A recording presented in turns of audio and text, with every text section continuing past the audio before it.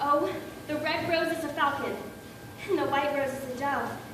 But I send you a cream white rosebud, for the flush on its petal tips, for the love that is purest and sweetest, as a kiss of desire on the lips. Oh, that's so beautiful.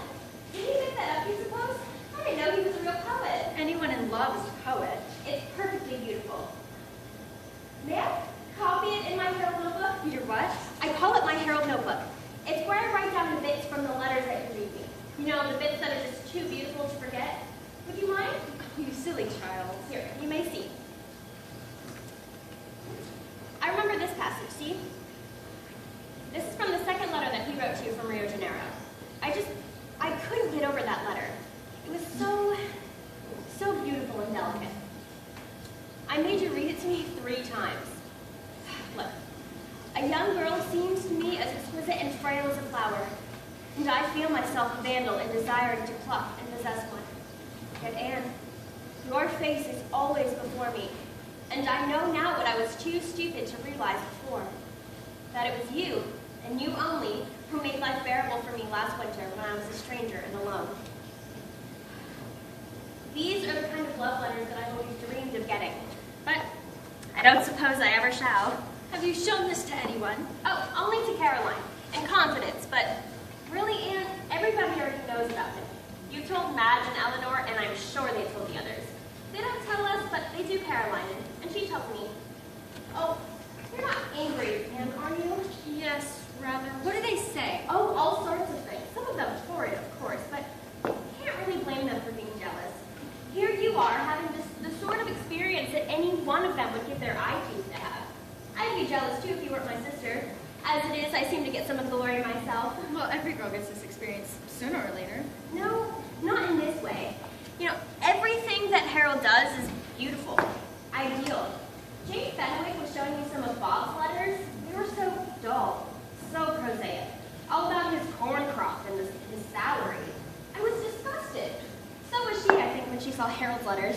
You showed them to Jane, too? No, really, I didn't. I lent my book to Caroline once overnight, and she gave Jane a peek. But Jane really needed it. She was getting so cocky about Bob. Girls are funny things, aren't they? What do you mean? Well, it's never so much about the man as the idea of a man. Someone to dream about and to talk about. You know, when I think about getting engaged, I suppose I shall get engaged someday, I never think about really being kissed by a man. Well, what do you think about? I think about telling Caroline about it, showing my ring off to her and to Madge. Oh, Madge is green with envy. You know, I suppose she sort of thought that Harold liked her. She was so excited when she saw him get off the bus in New York. She said she would have hopped right off and chased him had he not gone into a house. And why didn't you tell us, well, me at least, that Harold was back in South America before we had heard it from Madge? Just because I wanted to avoid all of this. You see, it was hard enough knowing he was only a few hours distance from that get me. Well, it was easier in the house, Don't you understand? Yes, dear, of course I do, but still. It's 4:15, you promise. I'm going, right straight off. Unless...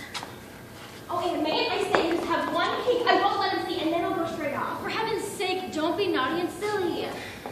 Ruth, dear, put yourself in my place.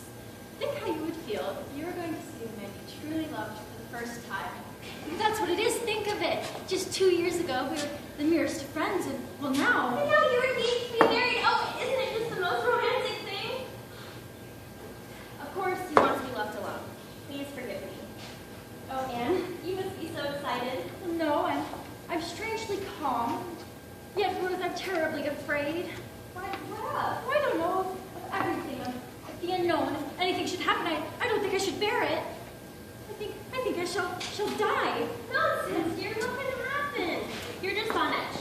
Well, I'll meet Mother and Aunt Nellie's. Give my love to Harold for me. You know, I've never called him anything other than Mr. Lawson to his face. Isn't that funny? You look so beautiful. Goodbye, Ruth. Goodbye.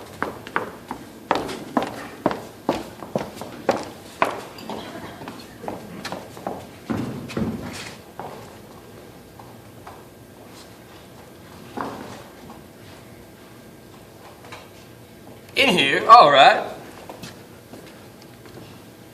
Hello, Miss Carey. How are you? Splendid to see you again after all this time. You're looking fine. How's your mother and little Ruth? Welcome home. Oh, thanks. It's rather nice to be back in God's country, but it's not for long this time. I'm going away again. Yes, I have another appointment. This one in India. Some big salt mines. Not bad, eh? I made pretty good in Brazil, they tell me. Sit down. Thanks. Oh, hot for September, isn't it? Though I ought to be used to the heat by this time. Sometimes the thermometer would run 108 for a week on end. Not much fun, that. No, indeed. You know, I loathed it down there at first, what with all the foreigners and the rotten weather and the bugs. Thought I'd never get into the swing. Wanted to chuck engineering for any old job that was cool, but after a while... How long have you been home? About 3 weeks. I'd really been meaning to come out here and have a look around my old haunts, but there was business in New York, and I had to go south and see my family. You know how time flies. Then your note came. It was mighty jolly of you to ask me out here. By the way, how did you know I was back? Madge Kennedy caught sight of you in New York. Did she really? How is little Madge? And that odd brother of hers, is he just as much a fool as ever? I remember once he told me... Oh, I didn't ask you here to talk about Madge Kennedy's family. No, of course not. I've been wondering just why you did ask. You said you wanted to talk to me about something. Well, weren't you glad to come? Oh, yes, of course, surely, but you and your people have been awfully nice to me. Well, aren't you glad to come see me? Why, surely, of course, but... I mean, people seem to expect that you would come see me first of all, and I rather expected it myself. Don't you understand? No, I'm afraid I don't. Well, the way you acted before you left, I thought you yourself would want to come see me first of all. Before I left? What do you mean? You know perfectly well what I mean. The parties we went to, the theater, the flowers to mother, the letter. But why, I was going away. You and your people had been awfully nice to me, a perfect stranger in town. I was simply trying to do the decent thing. Good Lord, you don't mean to say you thought... Yes, I thought it. Everyone else thought it. I've been waiting for these 2 years for you to come back. Great heavens, I never imagined why Miss Carey... Oh, I'm terribly sorry. Please, don't do that, please. I'd better go. I'll clear out. I'll go straight off to India. I'll never bother you again. No, you can't go. Well, what can I do? You mean to say that you don't care at all, that you never cared? Really, Miss Carey. Don't call me Miss Carey. It's Anne. Miss Carey. Anne. Oh, you'd better let me go. Let me get away before anyone thinks... It's too late. They think already. Think what? What do you mean? Oh, this is terrible. Sit down, Harold, and listen to me. You see, when you went away, people began to say things about you and me, and about your caring, and well, I let them go on. I suppose it's because I wanted to please them. Oh, what a fool I've been, what a fool. And now you want to clear out like a thief in the night? No, you can't do that. You've hurt me to the very soul. You mustn't humiliate me before the world. I'll do anything I can, Miss Carey. Anne! Anne, I mean, but how? You must stay for a couple days, a week at most, and pretend we're engaged. I can't do that. Really, you know I can't. But why not? It'll only be for a few days, and then you'll go back to India. Is that too much to ask? Miss Carey, Anne, I'll do anything I can, but not that. A man can't do that. You see, there's a girl, an English girl down in Brazil. Oh, a girl? Another? Well, Brazil's a long way off. She need never know. She might hear. No, you can't keep things like this hid. I wouldn't do that. You better let me clear out before your family gets home. No one need ever know I've been here. You can't go. You can't. It's more serious than you imagine. Serious? What do you mean? Come here and let's see if I can explain it to you. It means so much to me that you should understand, you see. Well, you know how dull life is here in this little town. I mean, you were glad enough to get away after a year of it, weren't you? Well, for a girl it's worse, with nothing to do but sit around and dream of you. Yes, that's what I did. Till at last I couldn't stand it and I wrote you. I never got the letter, Miss Carey. I would have cried I didn't. Perhaps not, but you answered it. Answer me? What are you talking about? Would you like to see your answers?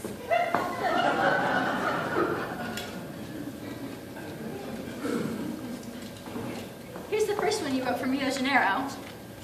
This does look like my writing. Anne, my darling, I say, what does this mean? Go on. I have your wonderful letter. It came to me like rain in the desert. Can it be true, Anne, that you do care? I ask myself 100 times what I have done to deserve this. A young girl seems to me as exquisite and frail as a flower. Great Scott! And here's the second one you wrote from the mine. It's a rather beautiful one. I've been out in the night under the stars. Oh, that you were here, my beloved. It is easy to stand the dust and the turmoil of the mind without you, but beauty that I cannot share with you hurts me like a pain. Yes, it's a beautiful one. Oh, and there are more, lots more. Would you like to see them? But I tell you, I never wrote them. These aren't my letters. Well, whose are they then? God knows, this is some outrageous trick. You've been duped, you poor child, but don't worry, we'll get to the bottom of this. Leave it to me. I'll get detectives. I'll find out who's back of it out. Good Lord, what's the matter with me? You don't believe those letters? Couldn't think I wrote them up. You wouldn't have come to me quite naturally if you did as an old friend. You understand, for heaven's sake, make it clear to me. I'm trying to. I told you there had to be answers. I was afraid to send my letters, but there had to be answers. So I wrote them myself. You wrote them yourself? Yes. These very letters? Yes, I had to. Good God! But the handwriting? I had the letter you sent to Mother. And you learned to imitate my handwriting? It was good writing. Oh, no one has seen these things, have they? They arrived by mail. You mean people saw the envelopes? Yes, that's not enough. You haven't shown them to anyone, have you? Have you? Only parts, never a whole letter. It was such a pleasure to be able to talk to someone about you, my only pleasure. Great heavens, you told people I wrote these letters that we were engaged? I didn't need to, Harold, but I couldn't keep them dark. There were your telegrams. My telegrams? Yes. You used to wire me every time you changed your address. You were very thoughtful, Harold. Good God. Oh. Leaving Rio for a fortnight of inspection interior. Address care Senor McGill. My telegram. Oh, and there were the flowers, too. I see you're admiring them. What flowers? Well, these and these and well, all of them. You used to send me flowers every week while you were away. You were very extravagant with them. Good God. Of course I loved them, but I had to scold you about spending so much money. Spending so much money. And what did I say when you scolded me? You sent a bigger bunch than ever. Oh, here's the card that we did. Were all those my cards too? Yes. Huh. I'm afraid I was a bit extravagant. Here's the one. It says that all that I have and all that I am is too little to lay before you. How can these poor flowers be too much? I wrote that. Pretty. Very pretty. I'd forgotten I had any such nagging sentiments. Oh, and then you sent the ring. Ring? What ring? Oh, my engagement ring, of course. You were very extravagant that time. But I don't see it. You're not wearing. Not here. Here, next to my heart. I adore sapphires, Harold's. Yes, of course. Everyone likes sapphires, Anne. It is a beauty, yes. You haven't shown your ring to anyone, have you, Anne? Only a few people. One or two. A few people? Good heavens! Sit down, Anne. We must talk this over. Very quietly, you understand? Very quietly. Now, to begin with, when did Oh, you no, first... no, I'm not crazy. I'm perfectly sane. I had to explain this to all of you so you'd understand, and, well, now you know. So what are you going to do? Do? I'm going to take the next train back to New York! And leave me to get out of this all alone? You got into it without my assistance, didn't you? Great Scott, you forged those letters in cold blood! Not in cold blood, Harold. Remember, I cared. I don't believe it. You enjoyed writing those letters. Well, of course I enjoyed it. It meant thinking of you and talking of... Oh, God, not of me, really. You didn't think I am really the sort of person who could write that dribble. Oh, I don't know. I guess you and my drink got confused. But it was the rankest. Oh, I'm not so different from other girls. We must all have someone to dream about, to talk about. I suppose it's because we haven't any real adventures, like shopgirls. That's a funny thing to say. Well, it's true. I know we went rather far, and, well, once I started, I couldn't stop, and I didn't want to either. So I went on and let people think whatever they wanted, but if they find out what I've done, they'll think I'm truly mad or something worse. Life will be impossible for me, don't you see? Impossible! But if you stay, it'll be so easy, just a few days, And oh, you'll save me from disgrace, from ruin. Oh, you must help me, you must, after I've been so frank with you. I've never been so open with anyone before. If you have any kindness, any chivalry, oh, for God's sake, Harold, help me! I don't know, I'm horribly muddled. All right, I'll stay. Good. Oh, you are fine. I knew you would be. It'll be so easy for the next couple of days. We'll stay here very quietly, and we won't have many visitors, for it wasn't announced. And then you will go. Now I'll write you a letter. Write me a letter? What for? Well, releasing you from the engagement and telling you I've been mistaken. And then you will write an answer, sad but manly, reluctantly accepting my decision. Oh, I am to write an answer, sad but manly. Good God, suppose you don't release me after all. Don't be silly, Harold. Can't you trust me? Trust you? By Jove, no, I don't trust you. This is absurd. I don't stay another moment. Say what you will to people. I'm off. This is final. Oh, no, you can't go. I hear them. Oh, the more reason. I'm Oh, off. no, you can't go, Harold. You can't. Don't corner me. I'll fight like a wildcat if you do. Fight! Yes, a pretty figure. You'll catch you both now. They'll think you're Cat. Not Cat. Haven't they seen your lovers come week by week in your presence? And they'll think you jilted me to that English girl in Brazil. Oh, I'll see to that she hears about it, too. But it's a complete lie. I can explain. A hard time you'll have explaining with all the evidence against you. See here, are you trying to blackmail me? Oh, this is too ridiculous. I hear them. They're coming. What are you going to tell them? The truth. I must get clear of all this. I tell you. No, Harold, you mustn't. You must leave it to me. I can take care of it. No, I wouldn't leave anything to you. Ever. Remember, Harold, I am a woman and I love you. Come in. May we come in? Yes. Harold, my dear boy. Hello, Harold. Oh, I'm so glad. Now, Mother, before you say anything else, I have an announcement to make. We are no longer engaged. No longer engaged? But why? Really, Miss Carey, No, Harold, just Mother, listen to me and don't ask me any questions. It's been a very long, very painful hour together. Oh, I don't think I can stand. Oh, my poor dear, what is it? Really? Mrs. Carey, I think I can explain. No, Harold, there's no use trying to explain. It's just some things a woman feels, and I know I'm doing right. Mrs. Carey, I assure you. No, don't pretend anymore, Harold. Oh, my decision is irrevocable. You have just enough time to catch the evening express. Just go. Nonsense, Anne, you must let me. No, it's